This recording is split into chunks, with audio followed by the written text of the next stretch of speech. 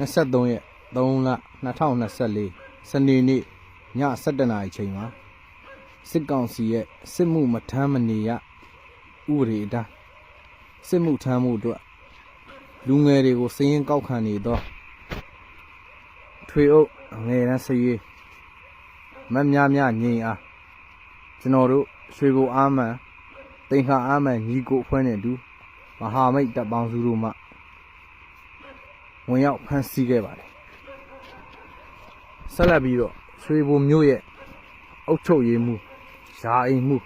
ဆယ်အိမ်မှုတွေကိုတတိပေးလိုက်ပါတယ်နောက်စစ်မှုထမ်းမှုအတွက်တိုက်တွန်းတာဖြစ်ဖြစ်